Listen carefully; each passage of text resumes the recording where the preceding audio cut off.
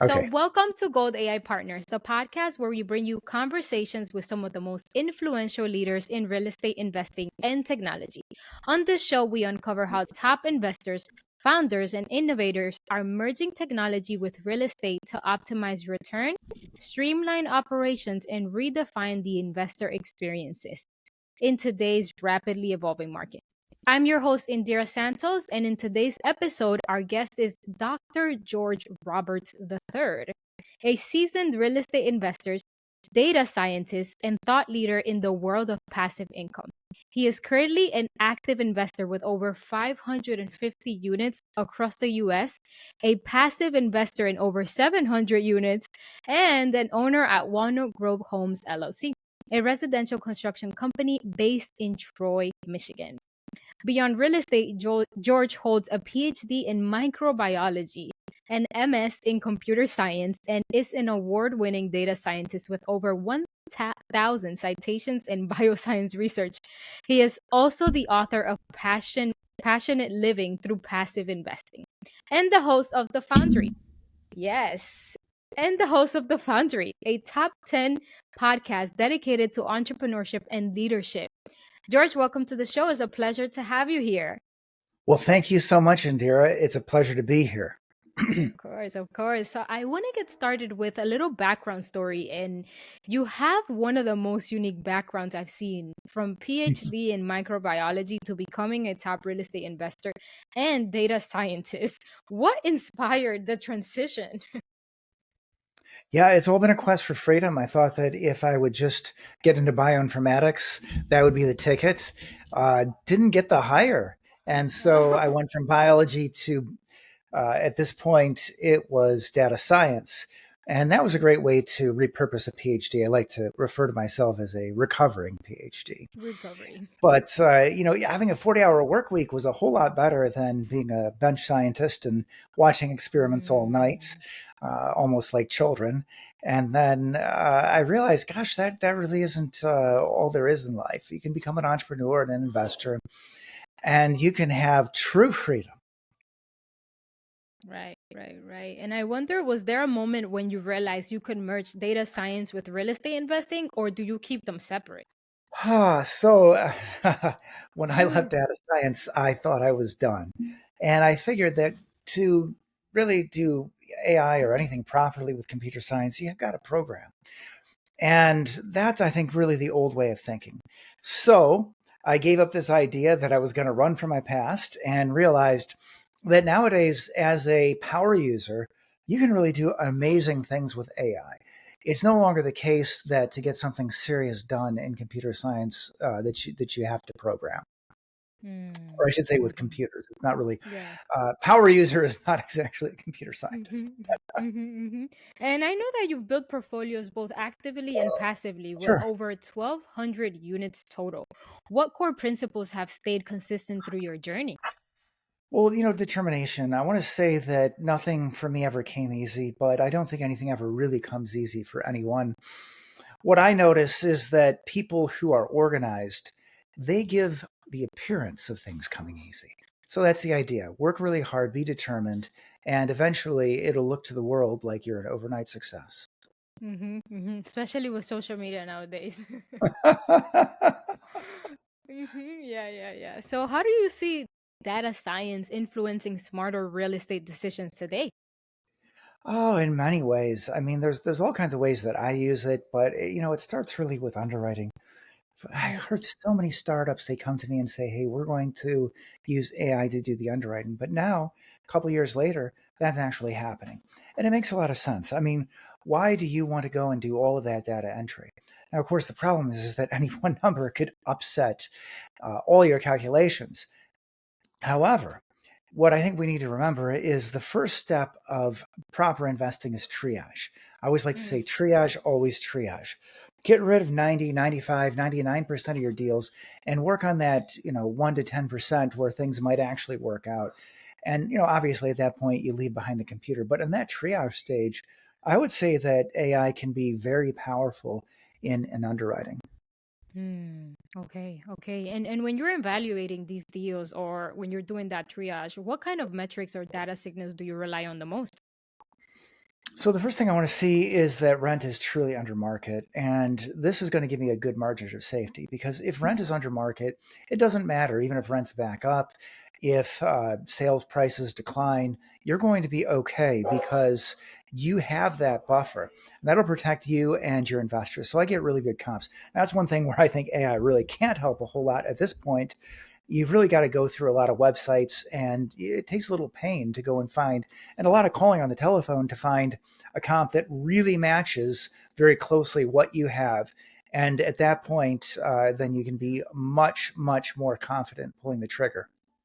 Okay, okay. Now, talking about rents, if AI could automatically analyze rent trends, exposure, and sponsor performance across your holdings, how would that impact your investment strategy? So, so many questions at once, but first rent. I mean, Mhm. sure, there is rentometer. So there are ways in which AI or various predictive analytic tools have changed the way we do things. But the question is how much to rely on it. I mean, I don't mind taking a quick look at what rentometer has to say, but am I run with it? Of course not. So these sorts of things, again, I think they're valuable tools. And what I'm finding is whether I'm writing a book or whether it's looking at an apartment, a lot of these things, they're more on the front end, like doing the research, but then verifying to make sure that it didn't hallucinate, et cetera, et cetera. Triage, it's great for, but I mean, the final decision as to whether I go forward, that's still a human. So, I think Hmm. one of the great differentiators here is really how you're using AI, and over time, people really do have to change the way they do things. Like for example, I'm still using integrated tools to write my books. I just use the microphone. And that works perfect because it's already integrated. I don't bother with whisper flow. I've spent a lot of time becoming a Toastmaster, and my words usually come out quite grammatically. I don't get a lot of premium for that, but I do use Grammarly. And I think the real thing is it's not all about having the sexiest tools. I think it's really about behavior. You've really got to integrate this into your way of doing things because it really is a matter of changing your habits. Like reaching for the keyboard, no, I reach for the microphone. And I think the more that you can retrain yourself, the better, because to maintain and to future proof ourselves, I mean, we're going to have to retrain ourselves, every 6 months to a year. AI is going to be taking over something new, and then we're going to have to retrain our behavior. Hey, this formerly human thing is now AI. Yeah, AI is definitely taking over right now. Yeah, and speaking about your active and passive deals, how do you balance the two, and what roles do technology play in managing them? So, I mean, there's a lot of ways that you can use technology, and again, it's not all AI. But for example, at certain properties, it's maybe valuable to have water sensing. For example, I mean, you don't want to Mm. find out that you had a major leak and nobody's reporting it to you, or maybe the water's just draining down to the basement, and nobody sees it. These sorts of things can be huge. Or if you can't separately meter a property, there are ways that you can use, like the vibration in the pipes. You can estimate who's using what, Mm. and that can be very helpful. So again, and this is something I really learned from data science. A lot of the models we were building, I mean, we live in the age of deep learning, but not everything is a neural network. A lot of the problems we solved were still regression for many reasons, including the fact that, first of all, it's very powerful, it's accurate, and it's also something you can understand. So then when you go to management, and not just management in IT, but management for your clients, and you can say, hey, this is why the model works. And when it stops working, you can explain why it stopped working. So one of the things that I've learned is that you need to study up on the cutting edge, but remember, the cutting edge or bleeding edge is not always where it's at. Okay. Do you see automation shaping the next generation of passive investing platforms? Yeah, absolutely. I mean, again, I think vetting deals, I think will be a huge thing. Monitoring how they go, how you communicate with investors, that's changing already. Dashboards for the last many years have been de rigueur. But in the future, who knows? I mean, maybe we'll be communicating with our investors in real time. Okay. And now I wonder, since from data scientist to investor, do you think investors who learn to interpret data and leverage AI tools will outperform traditional players in the next decade? Absolutely. And I think that you have to really learn. The only way you do anything very well is to love it. You've got to learn to love, to kind of get dirty, get your hands dirty, so to speak, and get into the data because no matter how many analysts you have working for you, you're always going to have to make sure, what you're getting is valuable. You have to coach your people, etc. So I look at all kinds of data sources. My favorite is Fred because they seem to aggregate just about anything that you'd want to know. Also, since I'm in multifamily, Freddie Mac is very good Mm. because they actually have their own multifamily price index. And I know they're doing that for, I believe, about 2 dozen cities right now. So, I think the more data sources you have your hands on, the better. And the other thing I think is you really have to, at some point, at some level, really geek out on it. You want to go and look for the inconsistencies. Okay. One of the things I noticed, and it's been said many times, you can just look at the single family housing data if you want to know what's going on in multifamily because the two markets are highly correlated. But guess what? As with most things, the correlation comes unglued precisely when you need it the most. It's when Mm. something's going on in our economy. The most recent time that Mm. happened was around COVID. So if you're going to use one of these rules of thumb, you have to be very careful and you'd want to keep your finger on the pulse of anecdotes, talk to people in the market even more than you would to see when things are coming unglued. And again, keep an eye on the economy because when you have these black swan events like COVID, all these correlations are going to break down. Mm-hmm, mm-hmm. Interesting. Okay. So now your giving your deep technical background, how do you envision AI's role in the perspective of modeling for real estate, from underwriting to tenant forecasting?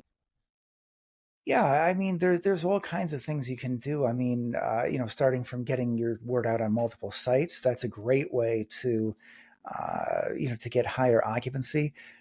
You can use, maybe some AI tools, or I don't know if it's even time for bots yet to go out and do that. I'm sure somebody's doing it and Oh, making sure they definitely. post on everyone. That's one way that you can help to manage these things. I'm sorry, I think you asked a couple of things there. Let's kind of circle back. Yeah, yeah. So I'll ask the question again. So Yeah, given your deep technical background, how do sure. you envision AI's role in predictive modeling for real estate, whether that's Yeah. underwriting to tenant forecasting? Yeah, I mean, yeah, tenant forecasting. I mean, that's another thing, seeing what's going on in the economy, how and where you think that you ought to be advertising your properties. I think we did talk a little bit about on the intake how to use it for underwriting, but predicting prices, that's another thing. And then again, figure out where these models come unglued from reality. That's actually something I had some experience with. That was my award in data science was in model monitoring. And what I Mm. did is I sort of built this model ecosystem that helped us understand when are our models healthy, when are they unhealthy. And the funniest thing is, I told you we solved a lot of things with linear regression, and that one actually was logistic regression. But the idea is the same. I mean, using simple tools and applying them in a clever way, we can come up with some really amazing things. Okay, okay, okay. Now, shifting a little bit to like education and thought leadership and content, I see that you've built an incredible platform through your book and your podcast, The Foundry. How important has content and education been to your growth? Well, it certainly has. And I started out just getting in front of the microphone myself, and that's a fine way to do it. But in Vera, I soon progressed and graduated to the point of where I was interviewing people just like you are. It's a much easier way to generate content than for me to come up and have to think it up each week and be a one man show. Of course, this was all before AI was anywhere near Mm-hmm, able to even generate a script, much less nowadays. There are things like Hey Gen. You can make mm-hmm. yourself a beautiful AI avatar. Now, my AI avatar would probably be just, slightly more muscular and maybe a little bit whiter teeth, but everything else would be the same, and actually deliver the content. So things have really progressed. But I will tell you that the best thing of all, Indira, is to come on a show like yours because I know it's a big job to write a book or to host a podcast, but it's a pleasure and a treat when you can just get in front of the microphone for 30 minutes and have some new content. Yeah, definitely. And how do you feel about taking that content that we're filming today or any piece of content that you've done before and repurposing it into short form Mhm. content and just dropping it into whether that's LinkedIn, YouTube Shorts. Well, that's key when you think about how much it takes to make it. Then whether you have an assistant posting it or whether you have some Hootsuite or something Hmm. actually, pumping it out to the world, you definitely have to go on all channels, even TikTok. May not have a lot of investors, but I mean, it's almost free to just put it on one more channel. So absolutely, absolutely, I put it everywhere. And my short form content might get 10 times the views of the long form content, and that's okay because that's the day and age. We have short attention spans. But if you give me permission, I will have my assistant use Opus. That's what we use. That's our AI tool, and it'll tell us what are the most beautiful parts of this interview, what's the most informative, what really hits home with our investors and our readers. And it's just amazing what you can do. I mean, we used to go through and actually pick out the clips. Now AI tells us what's interesting. So 100% you have to do it. And I hope you're using AI tools to do it. Yeah, definitely. I think everybody should hone into AI, and you're using one of the best platforms, which is Opus Clip. It saves so much time. Right. Well, because the B roll too. I mean, you can put B roll in your Hmm. stuff, but when it comes for free, Yeah, bingo. you don't even have to think. Yeah, yeah, yeah. And what do you think is the biggest misconception that people still have about passive income, and how do you aim to change that narrative with your book? Well, it depends on how you cast the net. I mean, at the widest net, people think that it's a scam. And if you read a lot of these passive income books, it's all about, work from home. You don't have to do anything Do and nothing. just drop, Get drop paid. shipping. Yes, exactly. Do nothing, do nothing. Well, anyway, that's not how it works. And that's why I was careful to call it not passive income, but passive investing, because those books tend to be a little bit I higher quality. see. So, I mean, the first thing is that it is real. The second thing is that it's easy. I mean, people call it passive, but you have to vet this deal. Like, for example, I think there's is it T. Rowe Price, but one of those big IRA companies, they've got this commercial where they say, how long did it take to make that money? Well, that's how you have to think about this. If you're investing 25, 50, $75,000 into a deal, how much effort did you put? It's not how long does it take you to make $50,000. How long does it take you to save $50,000? And you should Hmm. put a significant fraction of that effort into vetting those deals. So it isn't easy and you have to be very sophisticated.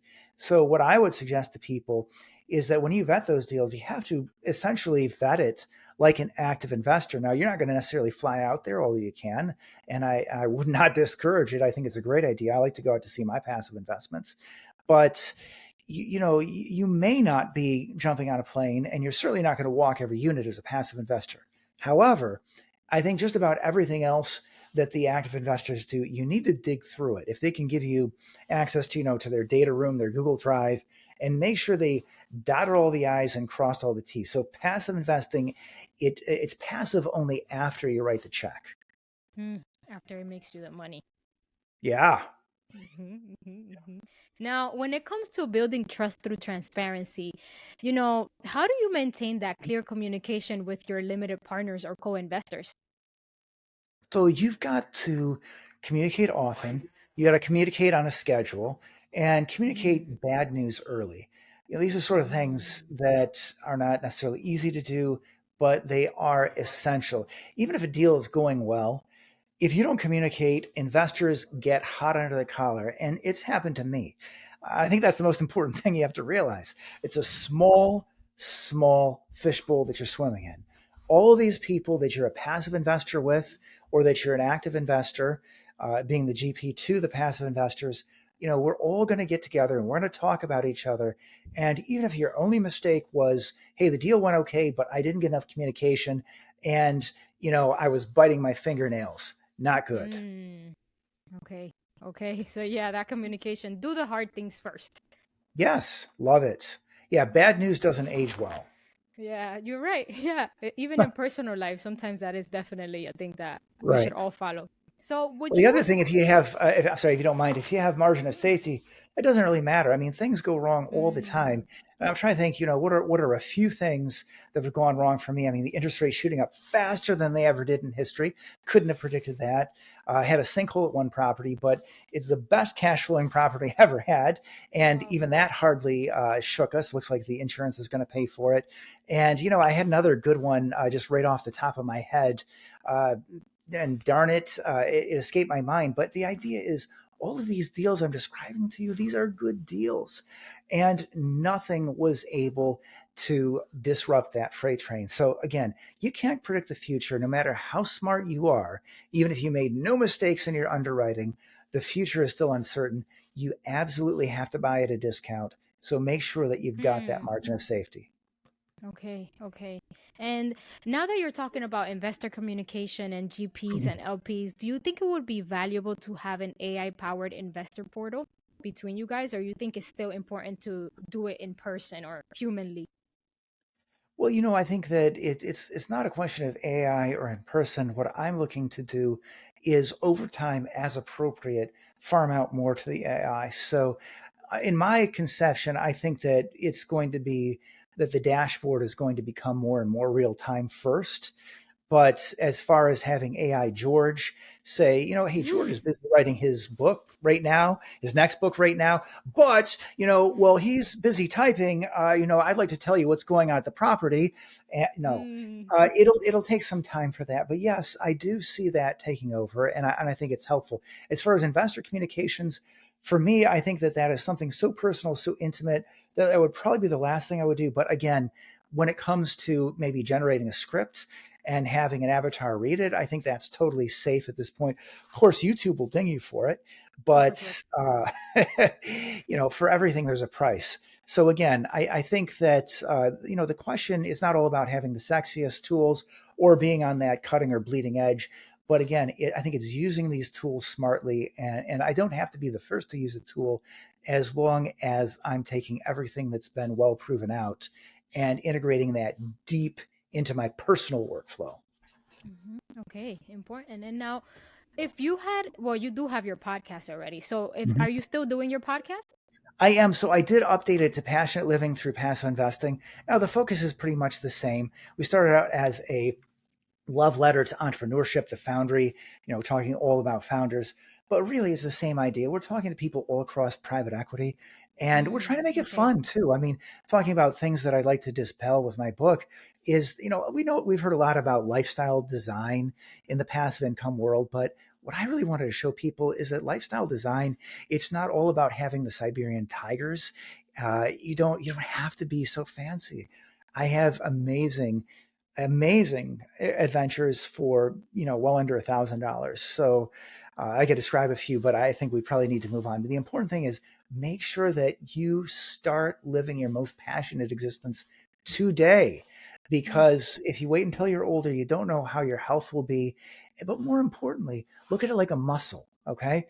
You build those muscles up over years. And every year, I am doing something that I couldn't imagine having done a year ago. And you only get that if you're living for the here and now. And a lot of people, they don't do that. They just think, well, I will save up, fire, not 65, 60, 55. when the Or if you time is start right. really early, maybe you're thinking 35. But, don't wait. Just don't. Just don't, just don't. And that content that you guys are doing with your YouTube channel, are you guys repurposing it into short form and putting it as lead All the magnets? time. All the Okay. time, all the time. Short form on LinkedIn, short form on YouTube, short form TikTok, even. Like I said, it's my least favorite, but we do it too. It's so important. Yeah, short form is literally what will get you the most viewers. Just do it. Just do it. Just do it. Okay. And now looking 3 to 5 years ahead, what's your vision for the future of real estate investing, especially now in this AI and data driven science? Well, I thought you were going to ask me personally, and I was prepared to say that I'm thinking to be very much more largely retired. I mean, I tell people Oh, that I wow. only, I'm, pretty much retired, but and I only do things that I want to do, but I am still busy every day. I'm writing my second book, which will be a book about how to write a nonfiction book and how to use it to promote your business. Now, this is a project that's really consumed me. And it seems no matter what, I there's can always imagine. that next project that's consuming me. So, as far as AI, I mean, we really have to see how it's developing. I don't know where it'll be in 3 to 5 years.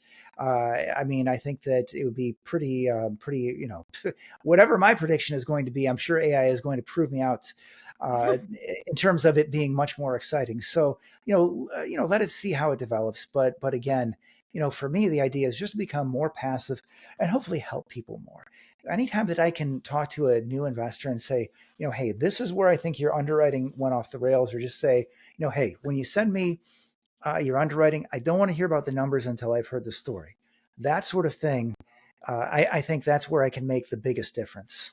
Okay, so you do mentoring as well.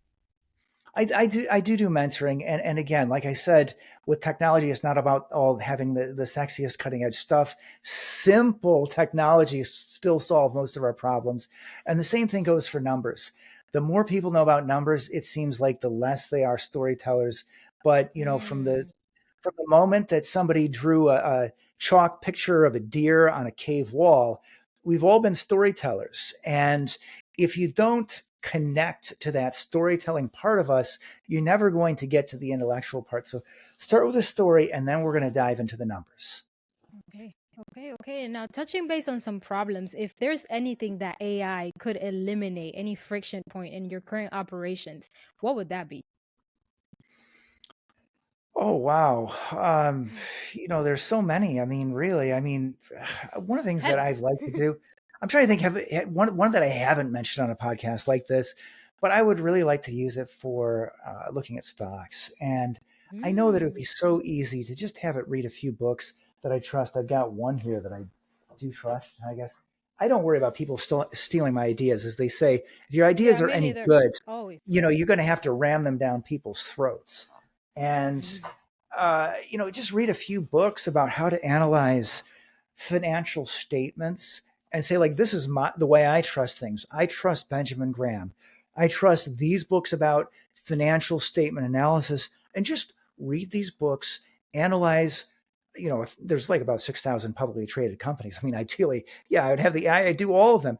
And I would say, hey, come back to me with the top 5% that seem to have a strong margin of safety, and which, the debt's in check so that, the principal is safe, satisfy all these metrics, but don't just look. I mean, it's easy to do a stock screener. That's garbage. I mean, I want something to actually go through and look at it and say, this is where we have a more interesting story. But if I could do that and, really program the AI to say, these are the things that I look for in stocks, then I could have a whole lot more fun. That would be like the stock screener time 100. okay, okay. And then lastly, if there's any advice that you want to give our new entrepreneurs that are looking to start investing into real estate, what would that be? So start with education. Don't rush. Find a mentor. You don't have to necessarily be a paid mentor. I formed a mastermind. It was the best thing I ever did. I saved a lot of money, Mm, and I learned a lot just by working with people who are at or around my level. But whatever you do, yeah, don't be in a rush.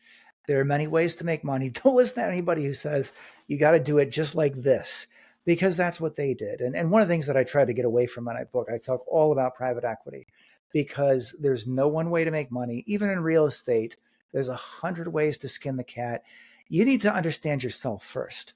So if you're great at construction, take a heavy lift. But if you're not, and you don't have a partner who is, then maybe you're going to go into a more operations focused situation where you're mm. just going to manage things better. So, you know, learn as much as you can, learn as many approaches as you can, and then think carefully about what matches your own disposition, because over the long time frame, that's what you'll do best. Okay, thank you so much, George. This has been a powerful, insightful conversation. Your perspective on combining data science with real estate truly highlights how the future of investing will be driven by both intelligence and innovation. If you want to leave your socials or information where people can find you on our podcast, please do so now. Absolutely. Come find me at www.robertscapitalenterprises.com. Follow me on LinkedIn or read my book. That way, you'll get to know what my investing thesis is, how I look at things, and maybe we'll do a deal together.